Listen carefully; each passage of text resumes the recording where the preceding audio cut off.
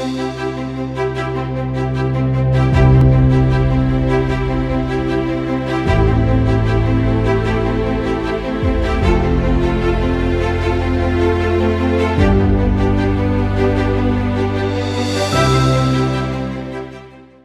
everyone, this is Rochelle Rizzi with Vrai.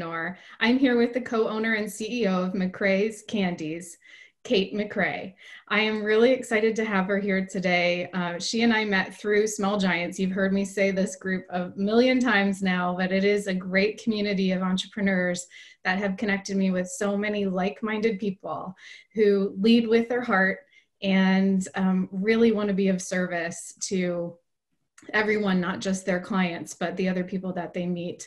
Kate has a great story to tell today, and I want her to start with where it all started with McCreas Candies, and then we'll get to the here and now and talk about some tough lessons, some tough times, what 2020 means to her, and then what's next. So Kate, welcome. Thank you so much, Rochelle. So let's start with, where did McCreas Candies come from? In 2009, during the economic downturn, my husband was laid off, and in a fit of passion to keep spirits up while resumes went out and nothing came of them, he started making candy.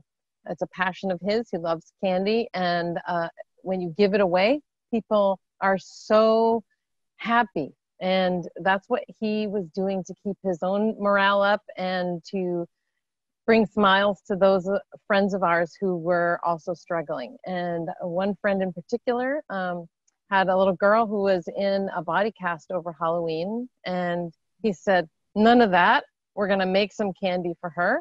And that family said, why are you sending out resumes? You should be making candy. So that was sort of the seed that started McCreas, and he perfected the recipe in our kitchen while I still had a job. And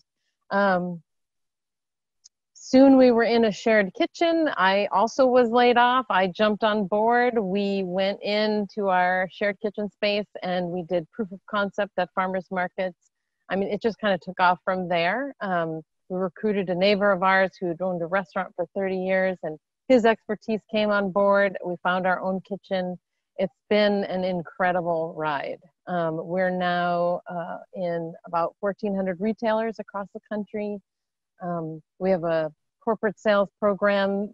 Our branding is something that we took great care with and set it up to be a gift, something that it really started as a gift from our family to others who were feeling similarly overwhelmed, and it's been a marvelous ride.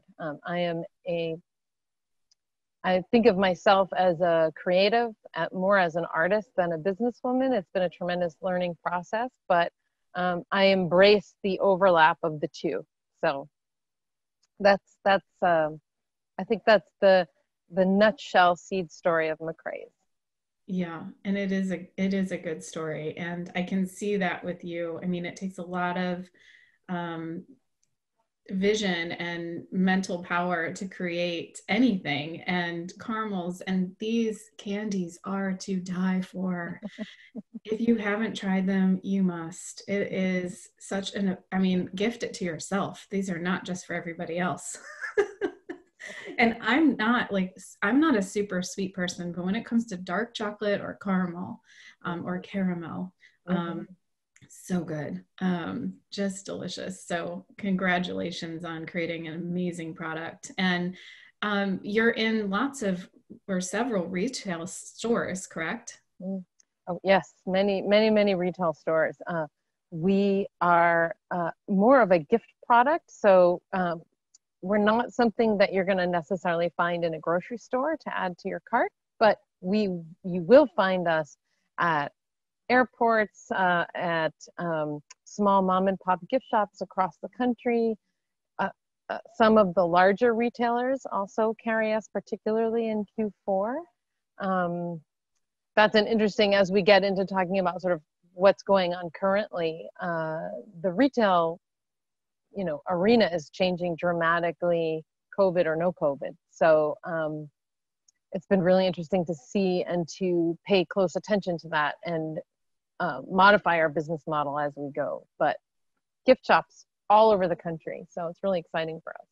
Good. And before we forget, I want you to show that advent calendar because I know our mutual friend Sir Stephen Wilkinson shared this last year that he was very excited about this. Yes. So this is our last year calendar. We do have a completely new design for 2020.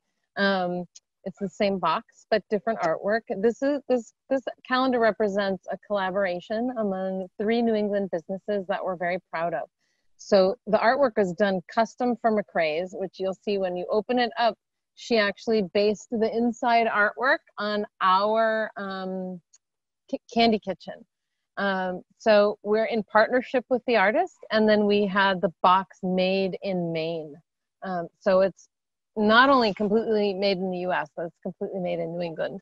12 different flavors, and it has been an incredible add to our product line. So thank you for asking. Yeah, well, I can't wait to order one. So let's talk about the meat, the real stuff going on right now. As I mentioned to you offline, I started this docuseries thinking it would be a passion project just during COVID. I don't think any of us understood the brevity of the situation when it first started. I, for one, thought, oh, this is like a flu epidemic and we're shutting down the schools for a few days while we let everybody heal. I had no idea how bad it would get. So I want to talk about how are you, Kate, as co-owner and CEO, what is going on in the background of this beautiful and successful business to make it keep going? So really interesting question in the sense that there are so many facets to it, right? So what is happening with me? I think, like you, I had no idea when we closed down. I mean, I thought it might be a few weeks. Jason and I both have a background in science. Jason worked in epidemiology in particular. So we maybe had a better idea than most people what might be coming. But the day we had to shut down operations, we had to lay off employees, we had to lay off ourselves, we had to freeze McCreas. I really have to say, from that moment and extending for a few months, I felt almost a paralysis of thought and a paralysis of planning. Like, all the plans we had made were frozen, and all the gains. 2020 started out rocking for us. We were doing really, really well. And to follow that up with this panic paralysis feeling was really difficult, right? College kids home, youngest child home. My father lives off the back of our house. We had 6 people in our home. 7. My son's girlfriend was sheltering with us, and my mother is in a long-term care. So we could not see her. One of our good friends, a business friend who's also become a friend, her mother-in-law was doing great, was exposed to COVID and was dead in a couple of days. Those kinds of fears, they were all layered on top of what was happening with the business. So at the end of the day, we were fortunate to have been participating in Small Giants, to have multiple people we could call just to check in and say, what do you think? This is what we've done. We froze McCreas. And to get some feedback saying, yes, that is what you should do. We're thinking long-term. We want everyone to have jobs at the end of this. We do not want this company to fold, essentially killing all the jobs that we have for people. And yet it's still a terrifying thing to tell your staff you're going on furlough yeah, I like going back to it almost, I can feel those feelings again. So at the same time, we started strategizing almost immediately, even though my memory of it is of paralysis. We were looking at our data sheets. My husband was in every webinar that was offered.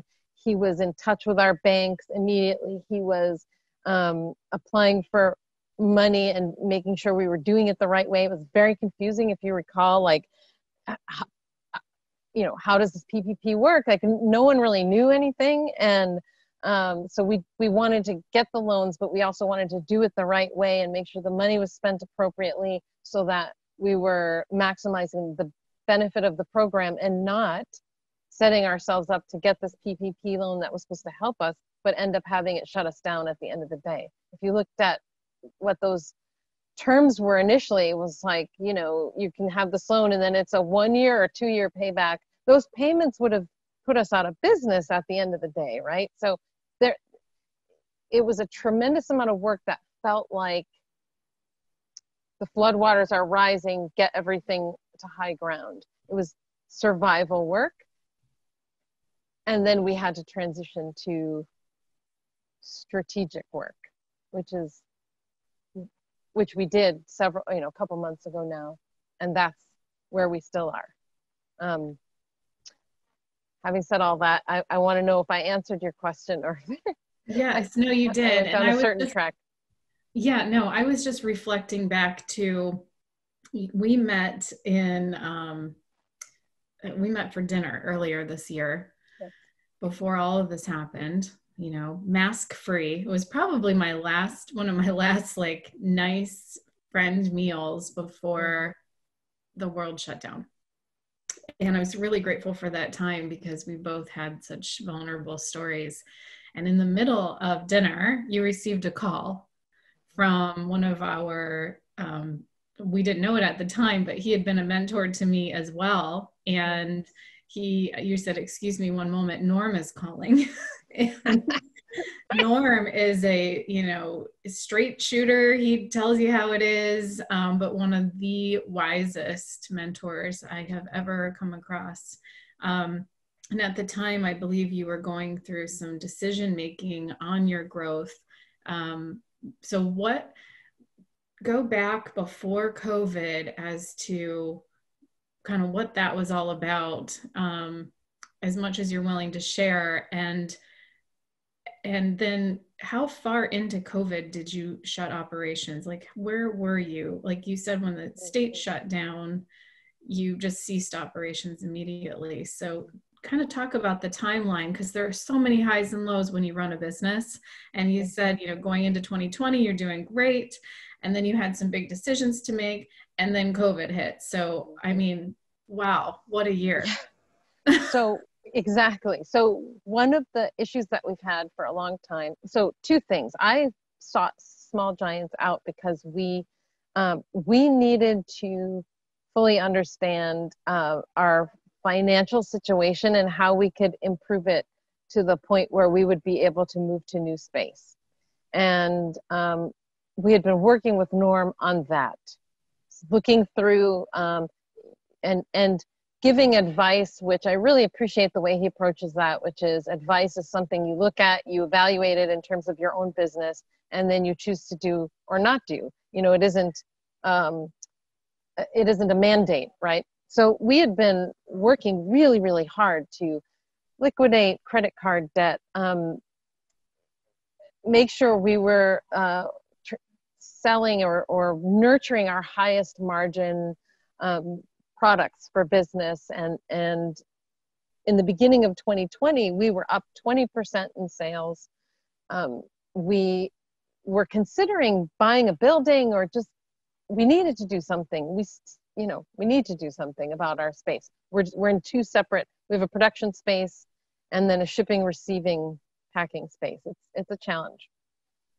When COVID hit, we had been looking at a building. We went from business as usual to the phone was dead, right? So we are used to having kind of constant calls, people placing orders. We knew that this was an immediate and full stop. So buying building plans out the window. We immediately went into reduce all expenses. It's not just lay off people. It's stop garbage collection, change our insurance, so because we're not doing anything. So we don't have anyone to insure. Take that down to a minimum. We did that with everything. We called our landlord. We called everybody to get our costs down to an absolute minimum, which was the best thing that we could have done. Also terrifying. It feels like you're shutting down your business. I mean, I can't even explain how that felt to us. And then, and to be honest with you, there are big portions of time that I can't remember. So I can't tell you how long we were in that phase. The phone did start to ring. We immediately started finding that people were ordering online. We had already set up to do a Mother's Day promotion with a nonprofit where we had done our very first farmers market. It felt like a wonderful full circle. We had the product on the shelves. We needed to sell it. So this was a great way because the company was called Community Servings, and they did a Mother's Day promotion where every Mother's Day box you bought would, the profits would go toward delivering food to women who were homebound, which, as you can imagine, at that time around Mother's Day was a really important mission for them. And so we were able to keep that relationship intact and produce all these wonderful boxes, which this is the strange thing. So the way the box works is the box of our candy, and then they had produced these beautiful cards that sit on top of the box, something that we do that they were able to kind of like mesh in with the way we do things. And then on the other side, they had a printed, message, and then people could write a personal message.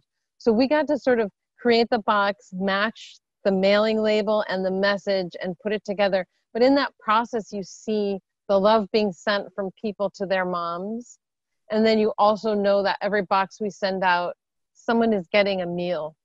And so that was the way that we got kind of pulled back to our mission. It was a way to have a couple of really busy weeks, right? And it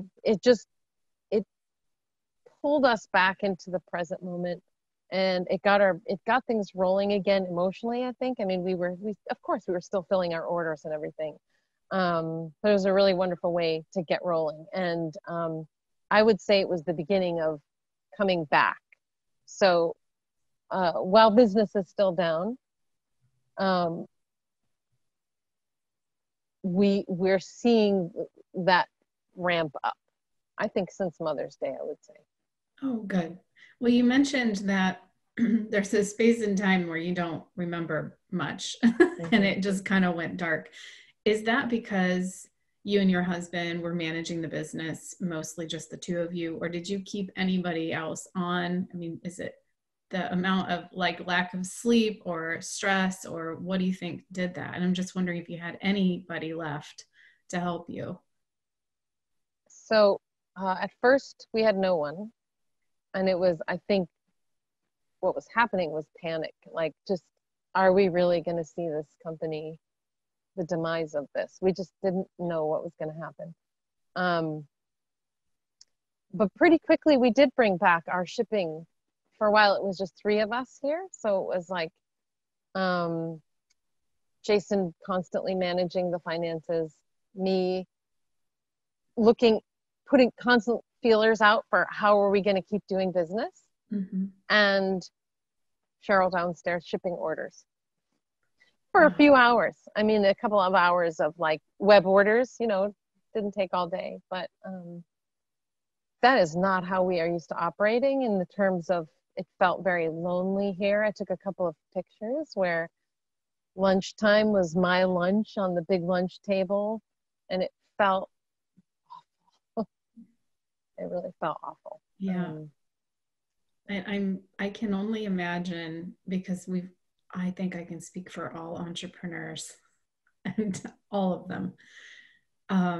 There have been some tears shed over the stress and the worry. And what do you think, if anything, I hear you say, there's some innovation, we're getting back to our roots and our vision, because we can so quickly grow beyond our vision and fall a little astray of where we wanted to go. So that's good to hear that you're back to your roots. Is there anything when you look back that could have prepared you better, or you wish you would have done something differently to be better positioned for this? Anything at all? What are your hardest lessons learned in this? Hardest lesson.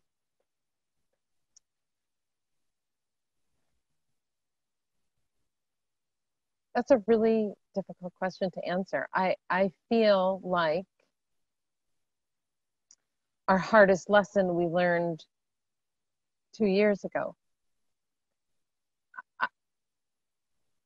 And in a sense, this was made orders of magnitude easier.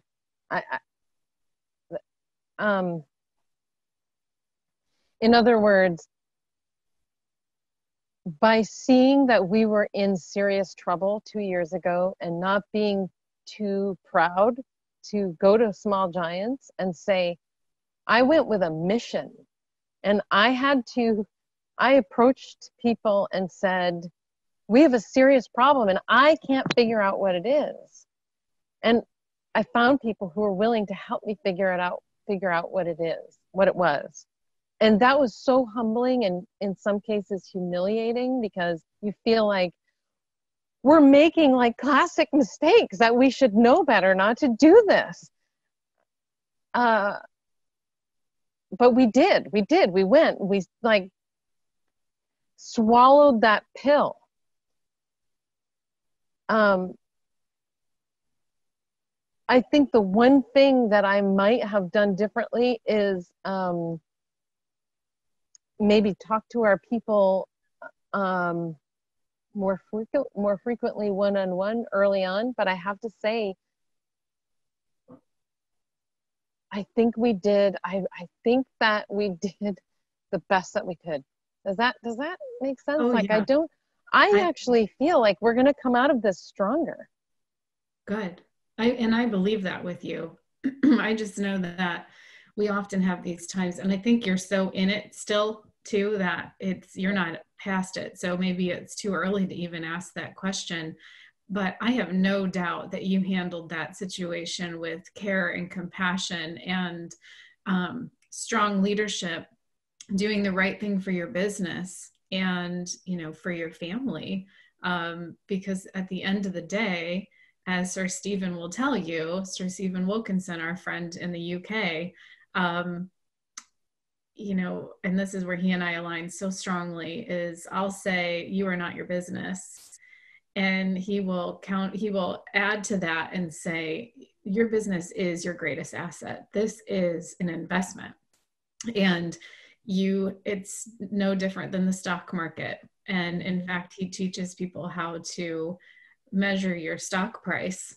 And that's something that most small businesses don't think about, but it's an incredible tool to look at, that one variable, and then all of the things that lead into it. You did what you had to do. You did the right thing. You have an amazing product, a great culture, the roots of the vision. I love that everything comes from New England. I mean, that's amazing. You can't find that anymore. These handcrafted, beautiful, delicious candies. But I want people to appreciate the story behind it, because, 100 years from now, when this is still there, McCreas is still there. this story will go down in history. I have no doubt.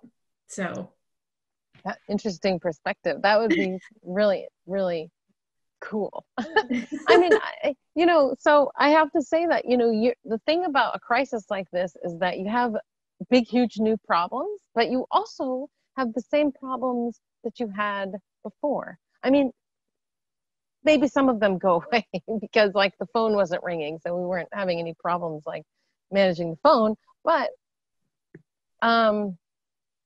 we still have a space issue, so we've got to solve the space issue. I felt like there was a certain point, like I said, I was like in a coma. I was in a panic coma.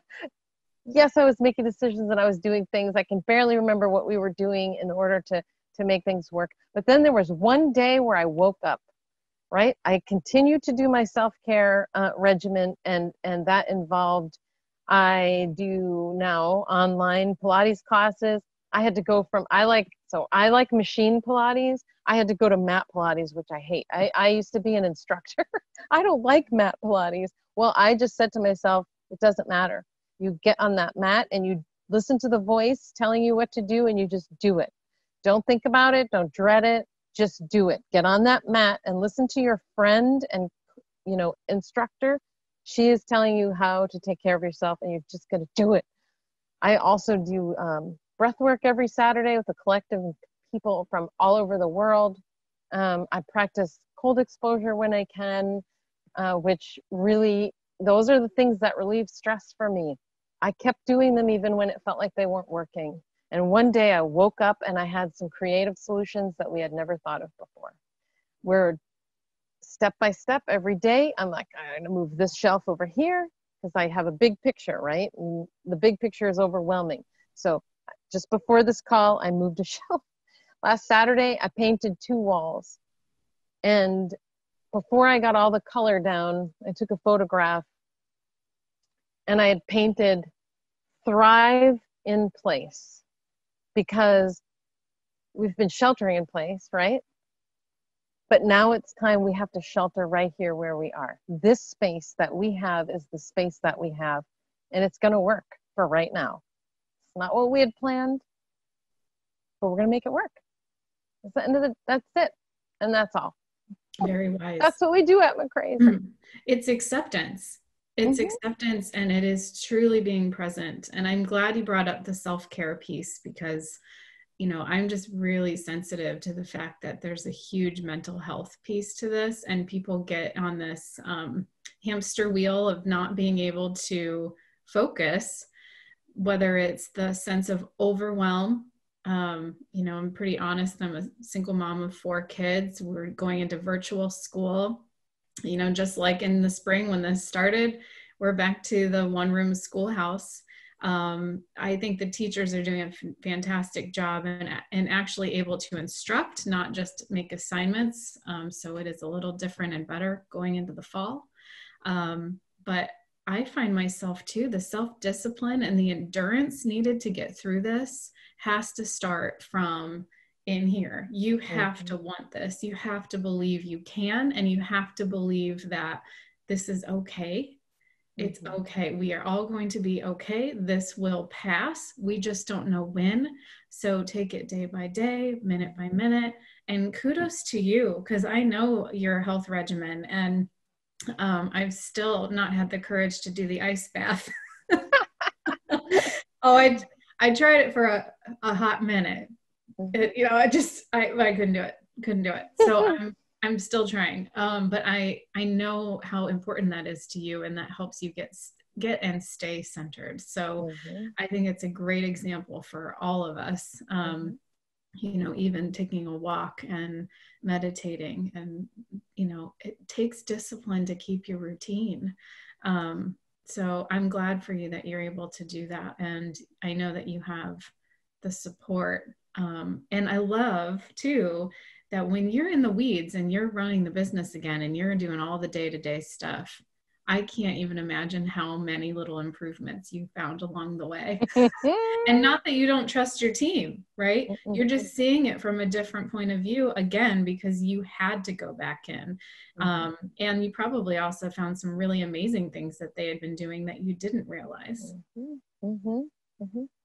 And we do have them back. Everyone is back partially right now.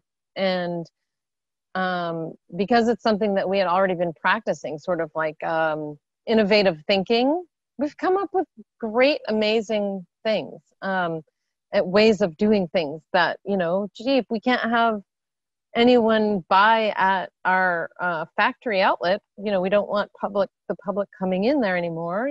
How can we duplicate that in different ways? And people have, everyone has risen to the occasion. Let's put it that way. This has been challenging for every single staff member, right? Everybody has someone who's vulnerable to COVID. We have a staff member who had a premature baby during this. His wife did. This is just, we know that it is not just us, it's everyone. And we've continued to be able to work together in very creative ways. And our retention has been great. We've lost 2 employees, one very young, who's still in school, and one of our oldest employees. But other than that, we've had people stick with us. As far as either they've already come back or they want us to reach out to them when we're ready to reactivate their part of the work. So there's a way forward. Do you think? What's our secret? There's definitely a way forward. I mean, the secret to retention is what I was going to ask. Like, what keeps them there? We made sure they knew that our concern with this company was to continue to have a community that takes care of one another. And I don't think anyone doubts that. So we communicated every single week, okay, you're back 50%. And the next week, same thing. We'll have you back 50%. And now I've just started doing one-on-one communication with everyone, saying, okay, this is where we're at, right? We have a stack of orders now like this, right? But they're future orders, right? So we're not, we have to buy the ingredients, pay production to make the product, but it's not shipping yet and we're not being paid yet. That will come. And when that comes, then we're able to restart in a whole new way. So, but people need to know that, because it's just terrifying. The lack of information is terrifying. Even when we don't know what's happening, we say we're doing our very best. This is what we're doing, but we don't actually know what's happening. That's helpful, right? Yeah. To know that we're thinking about them. Right. Because when we're left in the dark, we just create a story and it's usually not good. Exactly. Because that's a protective measurement. I think I read that in Brene Brown's, one of her books, that's what we do, is we create these stories out of protection. It's just a fight or flight thing for us. So I'm glad that you're able to be transparent and that they're truly listening and want the success of the business, not just for themselves, but that there is a bigger community piece to this. Yes. So we show people the numbers. And the problem is, if you do accrual, right, your revenue number looks different than your cash flow. And everybody understands that because we've always talked about it. Mm-hmm. Yeah. That's a very important piece. The accrual can really give you a false sense of everything. So, and if everything shuts down, like, just to be honest and truthful, Rochelle, there are a lot of orders placed that could not go through, could be canceled. If the shops in the South have to close again, we have to be ready for that. Yeah. I know every day is a guessing game, and you can drive yourself crazy or just choose, like you're doing, to stay in the moment. And I really admire you, and I'm grateful you were able to share that story, because you and I both know you're not alone in that.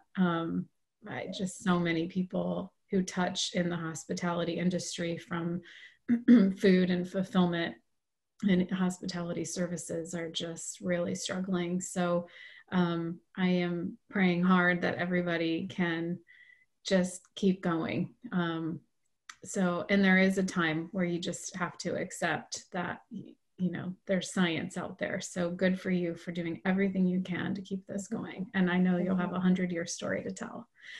I can't wait. So let's wrap there, but do tell the network how we can help you, other than we're all going to go out and try to find these and buy them for ourselves, as we should. So I think the biggest ask I would have of any network is that, we're looking for particularly companies that are doing really well and would maybe want to appreciate their employees that are now at home and isolated, to consider looking us up. We have wonderful ways of acknowledging the people who work for us. And, like I said, we're always looking for those companies that are doing well in this crisis, and there are a lot of them. And so anyone who knows anybody or is in that position to consider that, to come on over to our website and have a look at what we do and see if it's something that they would consider. So that gives me some ideas. Excellent. Well, it's, people have been sent home to work. They're all by themselves at home. And, we have some really wonderful boxes that are literally intended for appreciation. So. Yeah. Oh, good. Yep. I'm going to get right on there after this call. All right. I'm not kidding. I have some great ideas. Thank you for that. Excellent. Sure. Yeah. If we can live in gratitude, things go a lot further. The energy is just positive and above the line all day long. So absolutely. Thank you, Kate. Oh, thank you. I appreciate the opportunity to talk to you and see you again. And onward and upward. We just keep going one day at a time. Absolutely. Thank you for being vulnerable and sharing your story. And you're a great positive leader for everyone. Thank you.